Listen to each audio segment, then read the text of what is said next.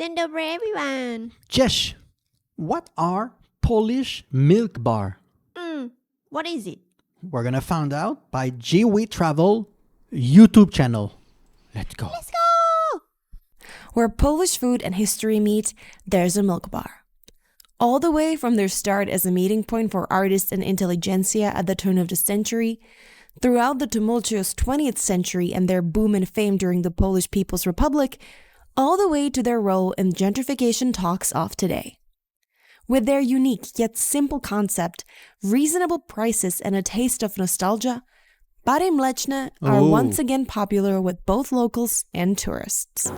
Today, we're going to take you to Warsaw, where milk bars started, and tell you everything you need to know.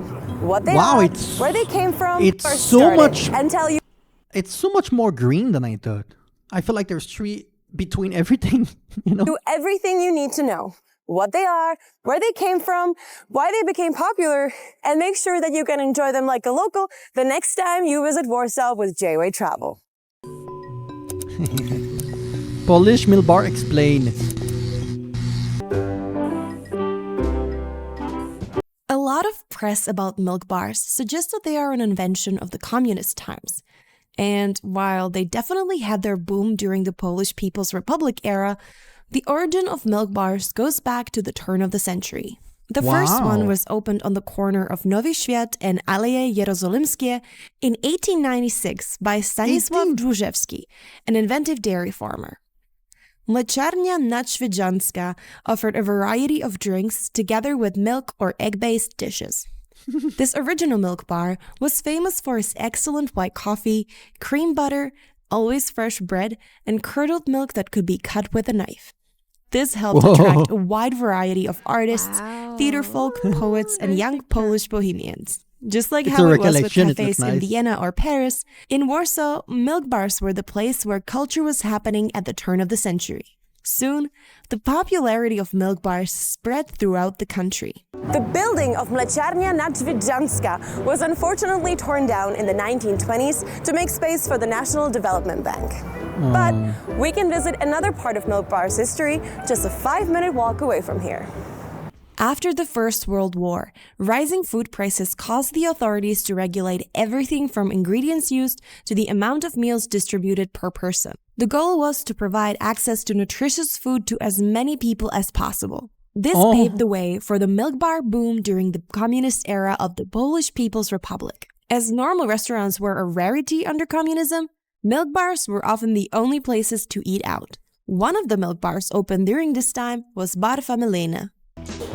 While many milk bars went through... Really? It was difficult to have a restaurant during communist era, like at all? Different stages of redesign over the last few decades, Bar Familene retains its original interior and atmosphere. While the food may not be as visually impressive as in neighboring restaurants, the taste and homemade quality make up for it. Delicious. But how do milk bars work? What's the concept? The basic concept of a milk bar is actually defined by Polish law, so I will borrow the rough definition. It is a self-service business selling dairy-based meals and non-alcoholic drinks to the masses. This definition exists because to this day, some milk bars are subsidized by the government. That helps keep the prices low and affordable to everyone. On your visit to a Bar Mleczne, you will encounter these 3 key items: the menu board, the cash register, and the window. A good general tip is to always observe what others do, since every milk bar is slightly different. The menu board is the whole menu, showing everything the milk bar offers.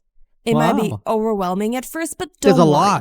It is separated into categories such as breakfast, drinks, dough-based dishes, meat dishes, salads, and others. Like a school board. We will try to help you simplify your choice and decode the menu board in a few minutes. Just note that milk bars usually don't have table menus, so the board is your only friend in figuring out what you want to eat. If the thing you want does not have a price next to it, it is most likely not available on that day. You can take your time at the menu and figure out what you want. Do not rush this step of the process. The next step would be to tell the person at the cash register what you want to order. These places are often old school, and the staff won't speak much English, especially if you go for the truly local experience. So Please be patient and understand that you're the guest here. But in our experience, the staff, though maybe not the most cheerful, are always helpful and efficient.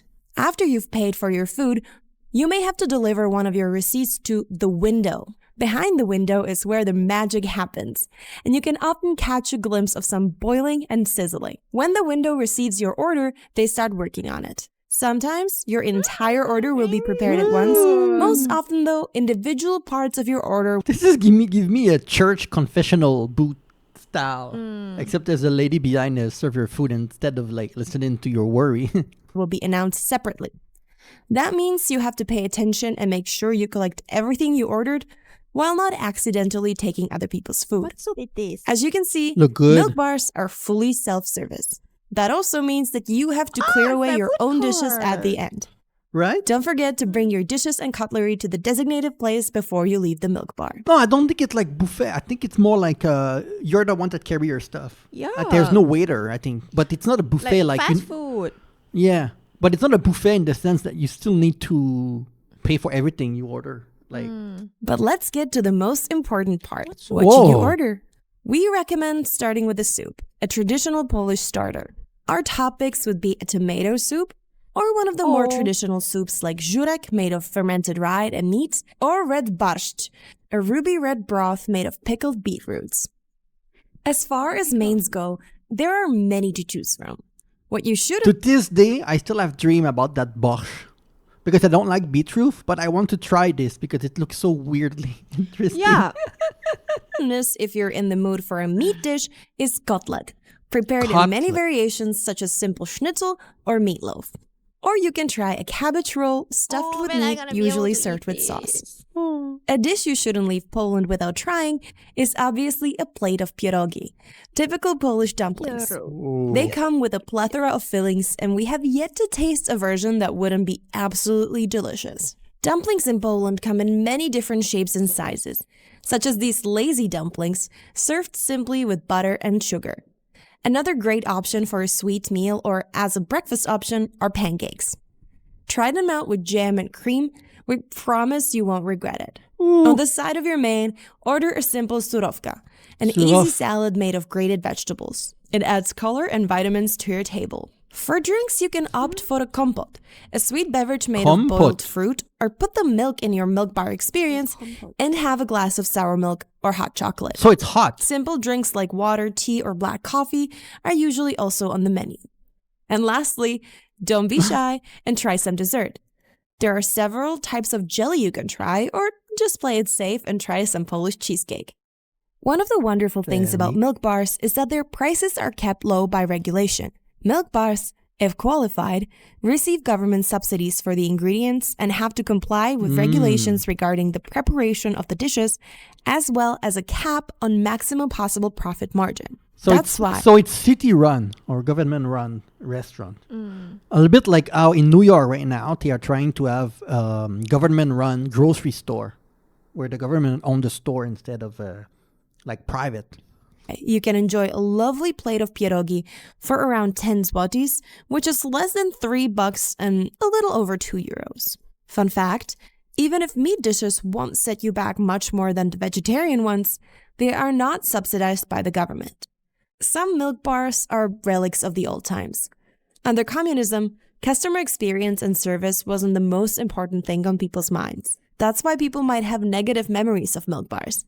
But we think the food makes up for it. Even if the cups were chipped, cutlery cheap, decoration non-existent, and the service left something to be desired, people still feel nostalgic for these places. She make it look like it was only in Poland that they had that, but I grew up in Canada, and my grandmom generation in a restaurant, they look like this. Like the style of the place look like this. It's just that it's no longer available. The difference that in Poland it still exists. That's the only difference, you know. Because despite everything, the food is great. Solid, nutritious, and Polish. It's always homemade. It has to be. That's After true. the fall of communism, Western capitalism arrived in Poland and many milk bars went out of business. But now, the taste for nostalgia and the need for affordable nutrition are back. Bary mleczne still have their place in the conversations of today. To see that, look no further than Bar Prasowe. Roughly translated to press bar because it Press used to feed bar. journalists from nearby offices, Bar Prasowe used to be the last bastion of affordable eating in Warsaw's busy downtown. After its owner retired, a battle for the city-owned space began. To make a long story short, the city officials wanted something more global and elegant. Warsawians disagreed and protested, wanting to keep a cheap eatery in the district. Discussions about city planning and gentrification heated the Polish public space. The situation escalated in 2011 when local activists occupied the space and distributed meals. Wow. The conclusion to that story is all around me. The city had to give up and announce a public tender for the space. Bar Prasowe is once more. With the tumultuous events of the past few years shaking the gastronomy sector, we can surely say that the history of milk bars is still being written. This looks similar to me to how I reacted to a video where they had some vending machine in the street that people could get for free in Poland. I don't remember exactly. Yeah, the citizen, they would go there and bring some food to the machine. And then Yeah. other people that don't have money could withdraw it. Was it in Warszla? I don't Something like remember. this. It reminded me of that, those bar. Like even though it doesn't exist much anymore, people can still have initiative at the city level, right? Each city can decide if they want to help the population in a way. So But for now, we highly recommend visiting one of these places.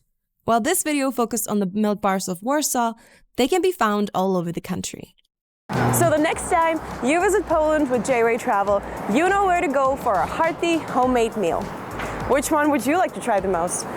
do you guys still go to Milk Bar? You like it? Yeah, I think the food look really good. And the price, I think it's also really nice too. Yeah.